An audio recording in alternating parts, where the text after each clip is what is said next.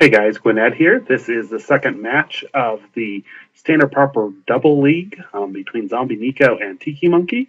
Um, tikimunkee has won the first match, but since he was coming from the losers bracket, that means that he still has to win a second game in order to win. And if ZombieNeko wins this one, he will still go ahead and earn the championship for this particular final. So as we join it, tikimunkee's already on his third turn, pulling out a Jeskai Sage and following it up with a Dragon Fodder and going swinging for 2, dropping ZombieNeko down to 20. And on his turn, he'll go ahead and play his third land that just passed the turn back. Not a great start for him.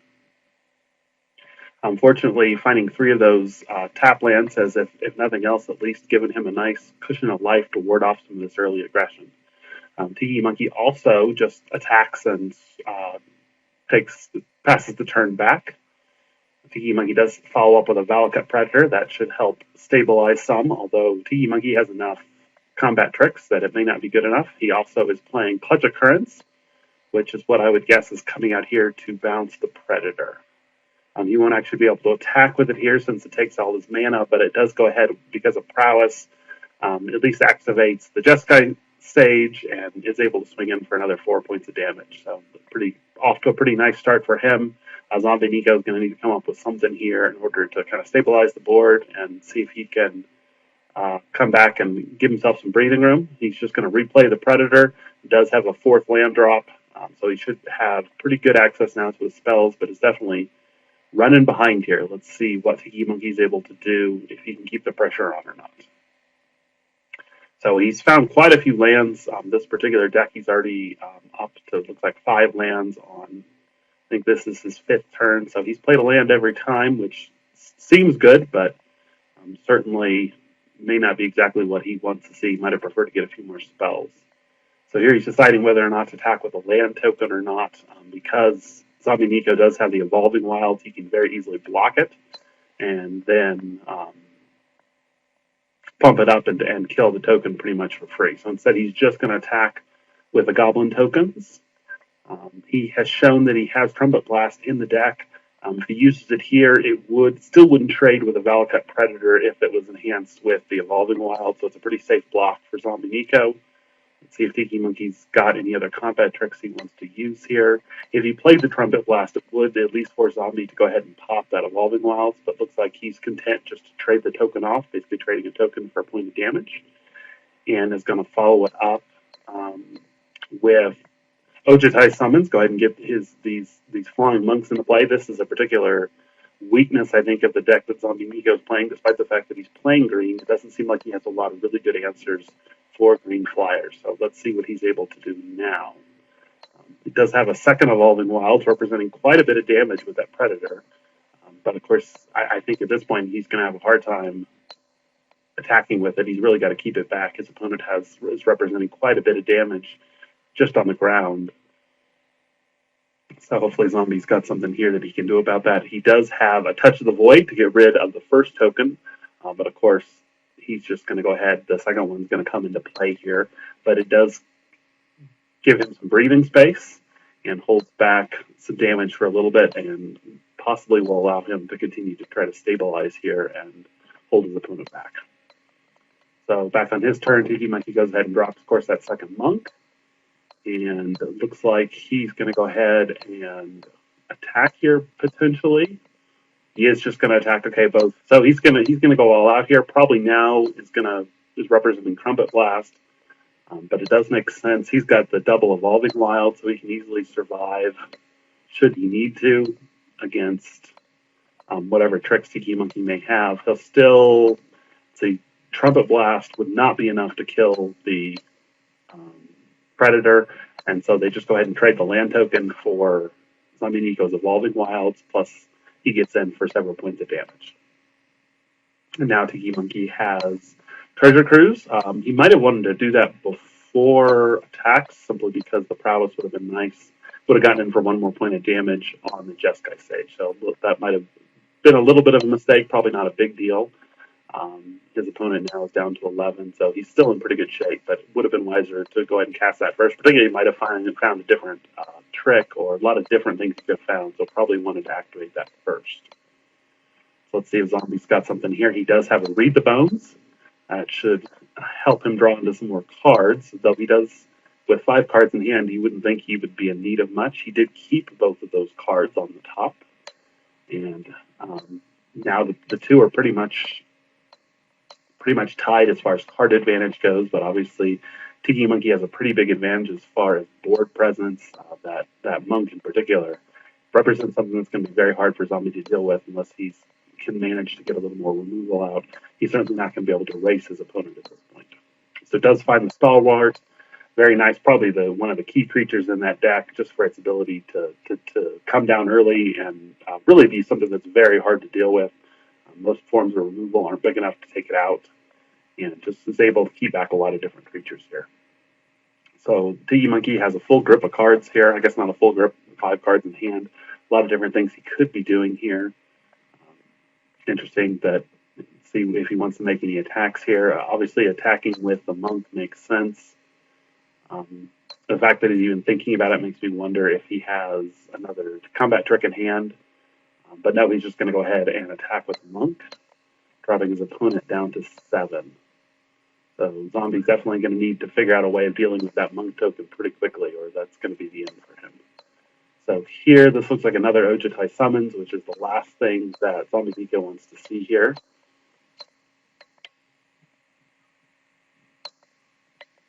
And he is going to go ahead, interesting enough, and pop that Evolving Wilds. Must have need for the additional mana. It's the only reason I can think of that he would have done it there. And so now he's staring down the next turn, potentially 2 of those monks, and then there'll be a 3rd one the following turn. So he's really got to come up with something pretty fast here if he is going to survive. So another Evolving Wilds, which is helpful, but in this case, I'm not sure it's going to be enough. See if he's got some way of. So he's going to go ahead and go all out on attacks here. At this point, he's not really blocking with them very well, or potentially he has a couple other creatures that he can get into play.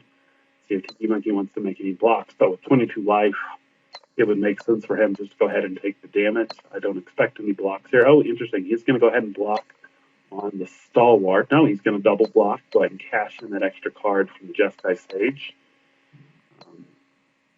And ZombieNeko goes ahead and taps that extra Evolving Wilds as well, pumping the Predator up to a 6/5. And then I'm guessing here has Butcher's Glee. Yes, he does have Butcher's Glee.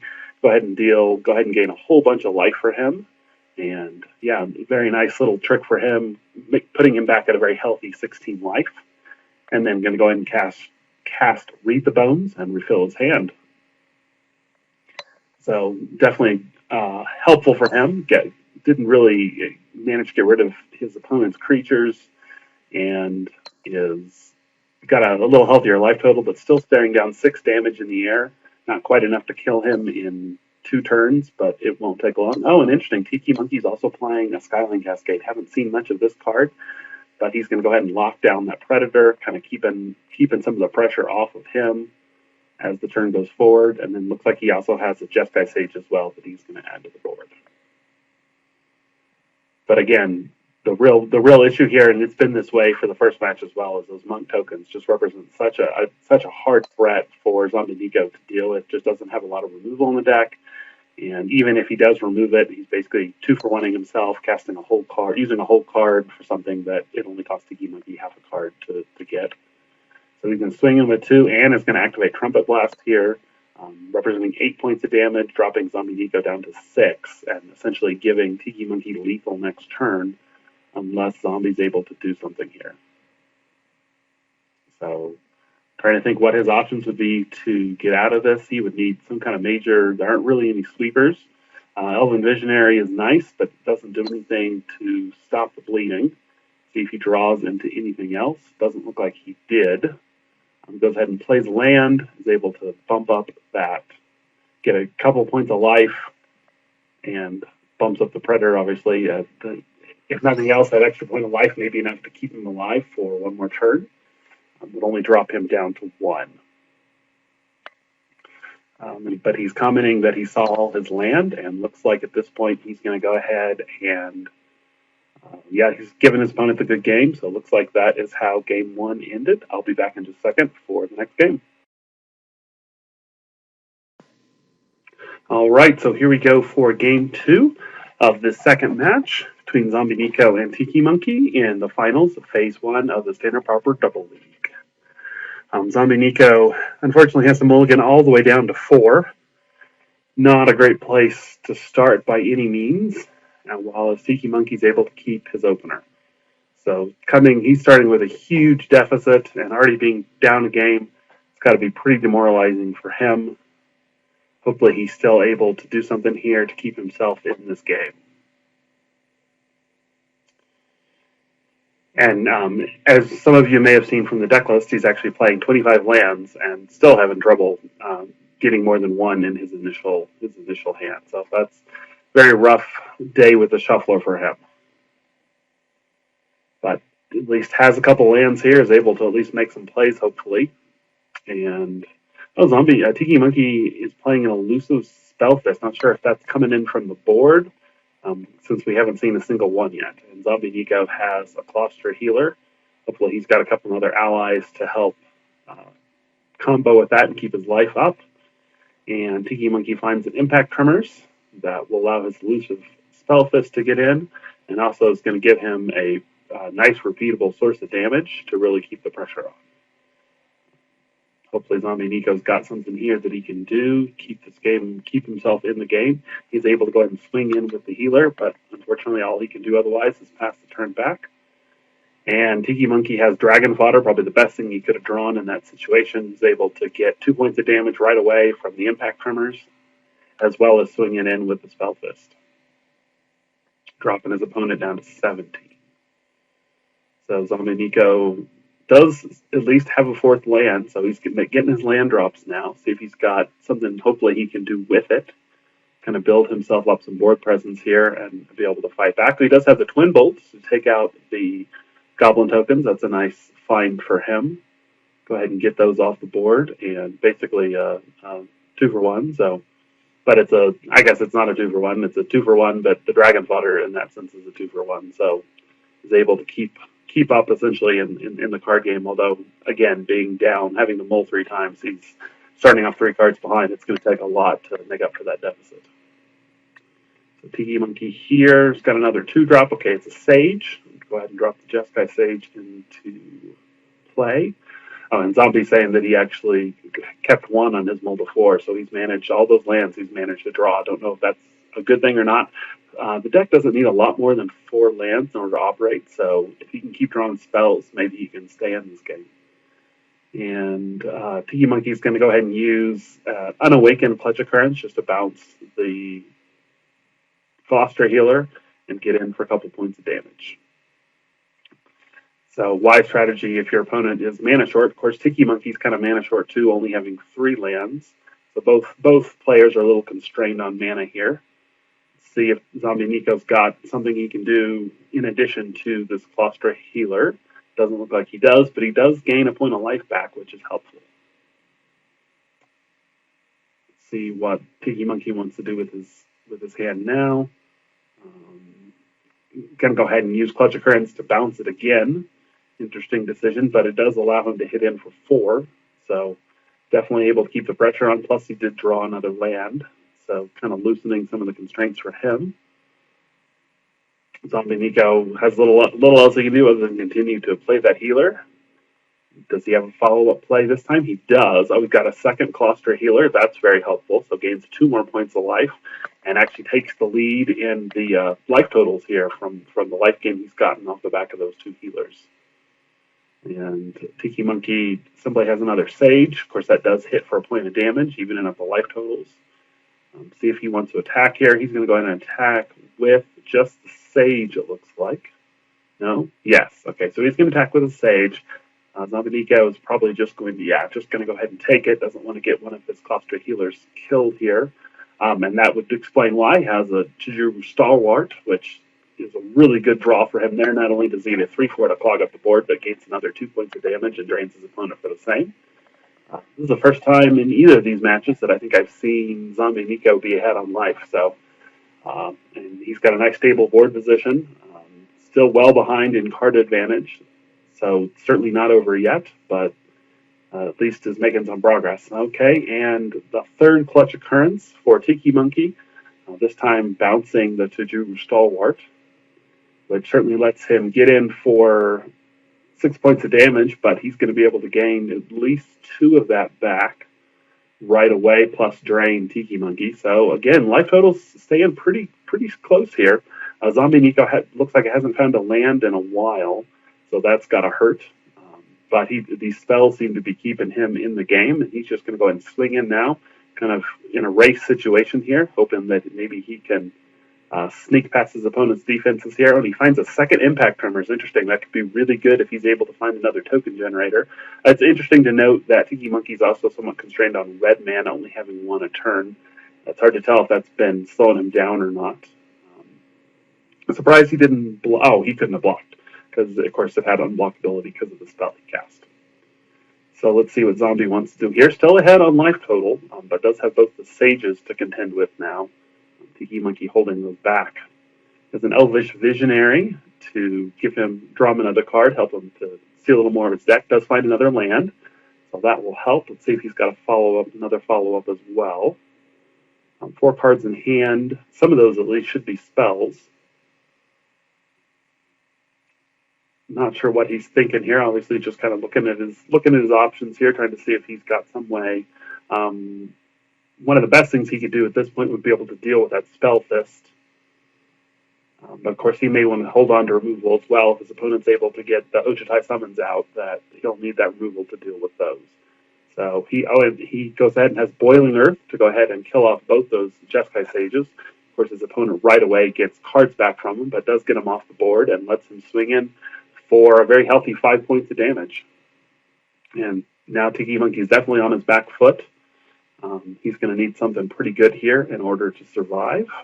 I don't think his deck plays much in the way of life gain. He's usually able to stay on top of the life gain situation. But in this case, it looks like he may definitely be a little constrained. So he does looks like he has found a Treasure Cruise here. See if he's able to draw into anything and keep himself in this match. So it does activate that elusive Spell Fist, but he probably has to hold it back here in order to stay in the game. At least that would be my guess. I can't imagine that he would swing in with it here. Even without it, though, okay, so he does find the Swiftwater Cliffs, get him up to 3 life. So he is able to almost take damage from all the creatures now, but definitely going to need at least 1 more creature. Oh, and he doesn't have it. And so Tikimunkee goes ahead and concedes. And so that's the second game. Be back in a minute for the third game. Start in Game 3 of the Standard Pauper Double League Finals, Phase 1. And both ZombieNeko and Tikimunkee have won a game. And we are off. Looks like this time both keep their opening hand. And so this will be the first time in a while that ZombieNeko actually starts out with a similar amount of cards to his opponent. His lands are finally cooperating. Let's see how this goes this time. So Tikimunkee off to an early start with the Impact Tremors. Can do quite a bit of damage with that when you can drop it on turn 2. ZombieNeko has a Claustra Healer, though, to help pad his life total a little bit and hopefully ward off some of the damage from that Impact Tremors. And Tikimunkee's not going to allow that to stand, just going to go ahead and drop it with Fiery Impulse and pass the turn back. See if ZombieNeko's managed to find a third land here or not. He has. He's got all 3 of his colors without any of his dual lands. And goes ahead and drops Predator here, representing quite a bit of potential damage. And see if Tikimunkee's got a blocker board. He does have the Dragon Fodder to go ahead and deal 2 damage right away, thanks to Impact Tremors, and is really able to threaten that Predator if ZombieNeko is not able to hold up a land here.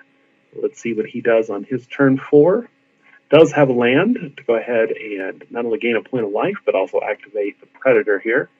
See if he decides that he wants to swing in and race his opponent, or if he's going to hold that back. My guess would be that he'll attack, and that is what he does. He goes ahead and swings in for 4 damage here, dropping his opponent down to 15. And it looks like, and he has the Stalwart as a follow-up. So definitely ZombieNeko here is in a really good shape here early. Got a 5-point life total buffer between him and his opponent, and has the board pretty well tied down with that Stalwart. Of course, the Impact Tremor is going to go ahead and continue to ping back. Oh, and looks like Tikimunkee has brought Claustrophobia out of the board. Going to go ahead and tap down that Stalwart, and that allows him to swing in with both tokens and drop his opponent down to 17. So let's see if Zombie's gotten a good follow-up here to stay in this game. Still, the Predator is certainly strong enough to hold back those Goblin tokens. Evolving Wilds would have been really good for him there. Unfortunately, doesn't have one. See if he wants to attack. He does. He is able to more or less stay ahead, or at least a parity in the damage race here. Unless Tikimunkee wants to throw the Sage in front of him. Oh, and he's got Butcher's Glee that he's going to go ahead and play here. Not only do a whole bunch of damage, but also pad his life total. And just like that, Tikimunkee is on the ropes here, left with only 8 points of life. So he's going to need something pretty quick here in order to get back into this game. Does have another Jeskai Sage, but is definitely on the defensive here. Going to go ahead and swing in with everything and just hold back that one Sage. Makes sense.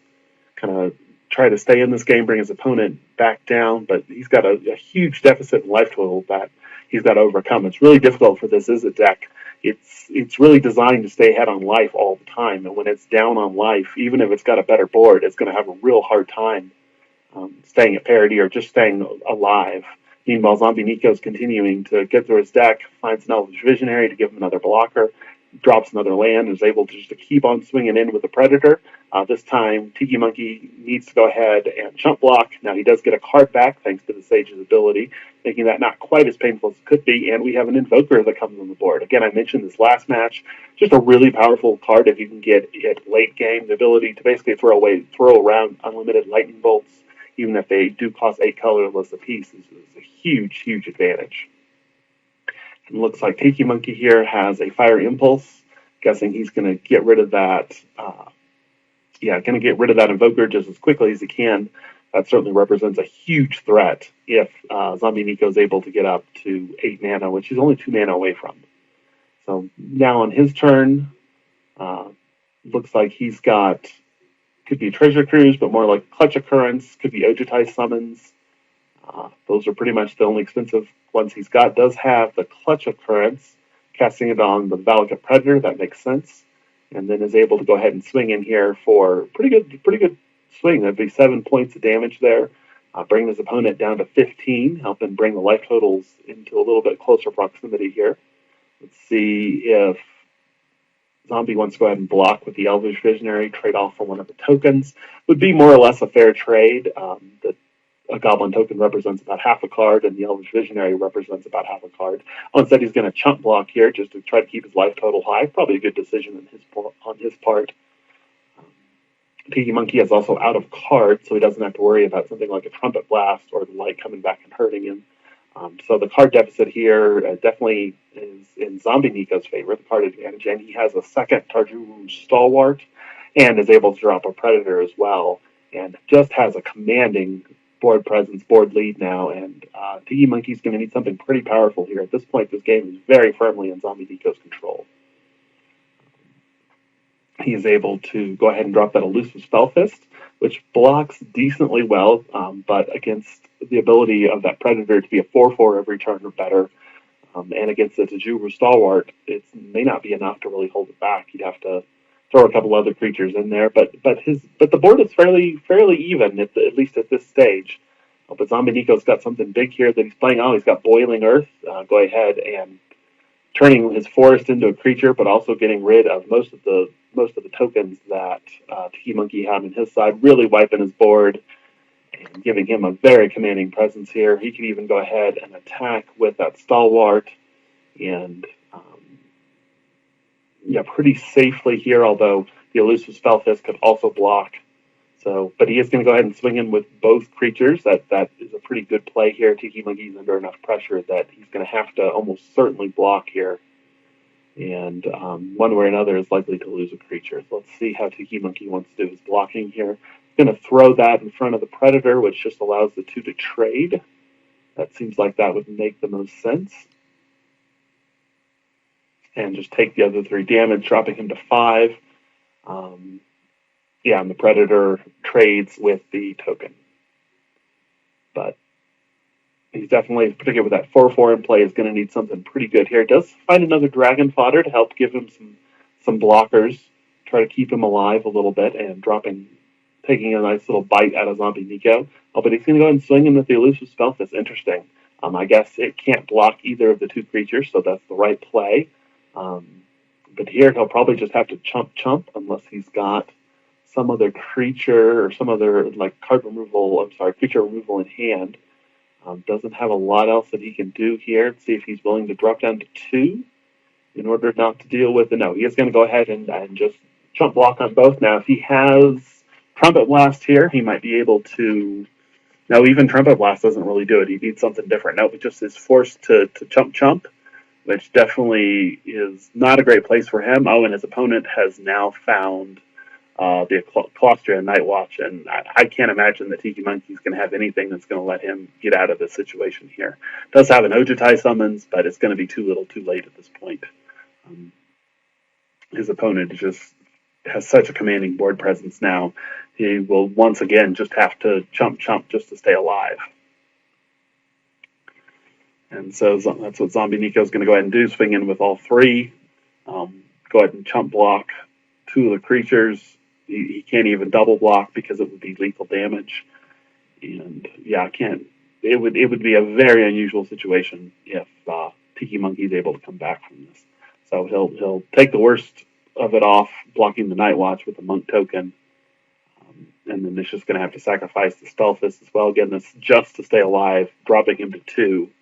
And ZombieNeko is able to ping him for a point with the Colostria Healer. And if he has the second one, that would actually be game.